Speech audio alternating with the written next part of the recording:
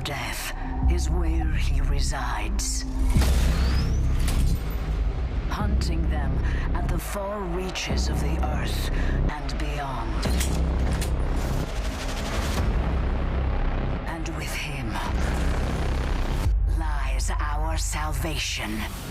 Hey YouTube, today we're tackling the world of video games. On March 20th, Bethesda and id Software dropped the sequel to one of their most acclaimed franchises, Doom. Welcome to Gamer Impressions, the series where we judge a game by its cover. This is not a review of Doom Eternal, but an impression of the game from someone who hasn't played it but has binging it the entire week on YouTube. Think of it more like a movie review, but for video games. Okay, enough babbling, now it's time to rip and tear. 2016's Doom reboot saw its official sequel in 2020, named accurately Doom Eternal, because your enjoyment of the game will most definitely be eternal. To quickly summarize what this game is about, Doom Eternal continues the story of Doom Guy and follows him as we rip and tear our way to victory. That's it. That's the story. Well, not entirely, but like, who comes to Doom for a story? And honestly, we learn about the history of Doom Guy, his connection to the Sentinels, but who cares? You got shot from a BFG into Mars. That's fucking Doom, baby! Okay, enough salvating, let's get into it. Traditions.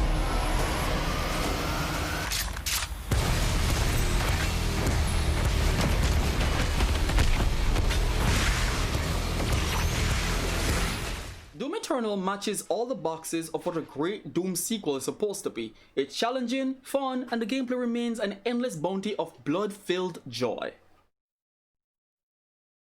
Let's talk about looks. Doom Eternal is one of 2020's most visually captivating titles. From slick hues to weapon details and models, the game boasts an art style that blends gore and cinematics beautifully. The first time you execute a Cacodemon or decapitate a Baron from Hell, the rush of adrenaline with a gush of horrific but exciting execution animations remain exciting throughout the entire game. Each gun animation, from reloading to executing to even the little sways that keep the scenes alive, look impressive and intentional.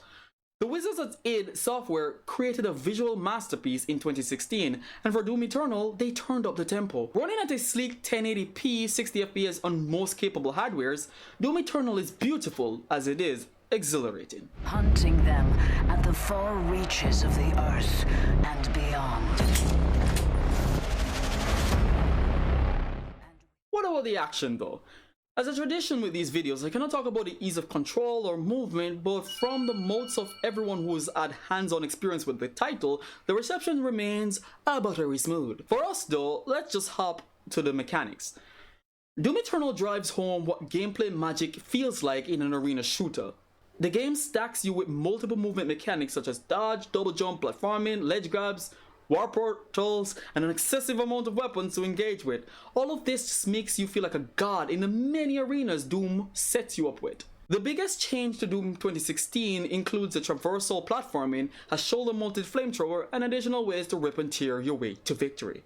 Your trusty chainsaw returns to harvest health and ammo from your enemies, and with your flamethrower you can collect armor. None of this ever seemed to take away from the fun and the challenges of the game, and even though the game is a rinse and repeat of arenas, the core loop of the game never seems to become boring or overwhelming. Even when the game slows down to engage in its story, you're probably more annoyed that the game wants to stop you from introducing a demon to the tiny love metals that erupts from your gun, just to tell you that Doom Guy's a badass. Yes, Doom Eternal, I respect you for trying to give us a story, but like, I want to send those marauder bastards back to hell, and I cannot do so if you're busy trying to tell me things I don't care about. Overall, gunplay looks fantastic, fun, and engaging, and even just watching it remains exciting. Doom Eternal also features some first-person platforming, and I wouldn't blame you for wanting to nope the hell out, as no game has ever fully nailed merging a first-person shooter and platforming. Even the Titanfall series, a criminally underrated couple of games by the way, who brought wall running to the genre, couldn't always nail the platforming. Well, Doom Eternal doesn't 100% knock it out of the park either. Platforming looks clunky and excessive, but by god don't they add some flair to the game. Like, it looks and plays and seems amazing. There's something about platform hopping over endless void in space that brings a sweet oxymoronic feeling to the joy and displeasure to the game's flow, and one that is highly welcomed. There are countless amounts of fun to be had with Doom Eternal's gameplay, from Slayer gates to collectibles to cheat codes, upgrades, and an endless unique supply of weapons that the game forces you to use because some weapons are more effective on some enemies. There is just a lot of ripping and tearing joy to be had. Praise the ripping and tearing gods.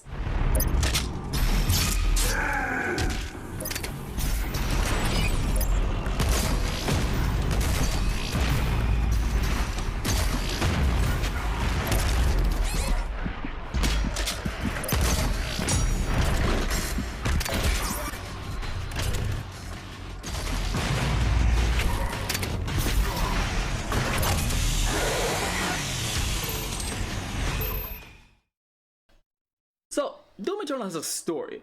One that is good, but we all know Doom is less about if Doom guy is capable of his skills, and more about how we can introduce those set of skills into a horrifying hell monster's face. But a short summary of the story is, and this is without spoilers, Doom guy once again must stop the destruction of humanity for ending the reign of the current con maker.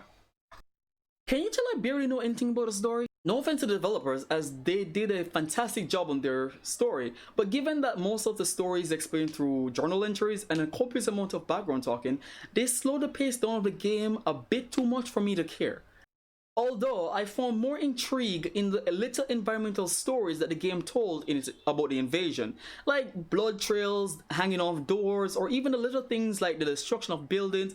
There are so many environmental details to observe, and they tell way more interesting stories than some con maker trying to keep some icon of sin contained with the heart of some kid you literally just met the father of. That, my friend, is Doom trying to be relatable. And I'm sorry, the only thing I want to relate to in Doom is pumping virtual demons with virtual lead until they explode into a gory ensemble, or I dispatch one of their limbs and beat them to death with it.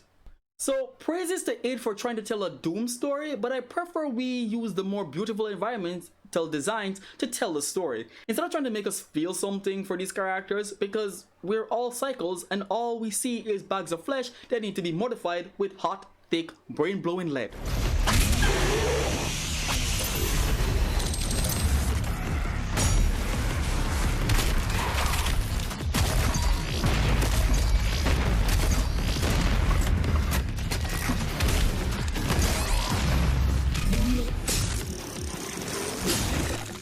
So, what do we rate it? Doom Eternal is more of Doom 2016, but ramped up to 10 times more in the brutality and excitement department. I rate it a must play. It is an expansive adventure and it will 100% satiate the sadist inside you. I can't wait to get my paws on it myself. And with him lies our salvation. There is only one dominant life form in this universe, and it carries a steel-barreled sword of vengeance. Welcome home, Great Slayer.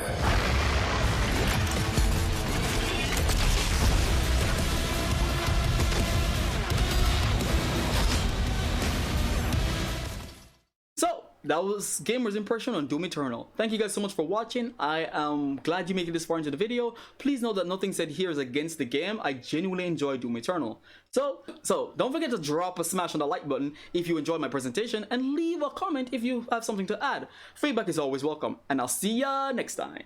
Bye, YouTube. The Slayer's time is now.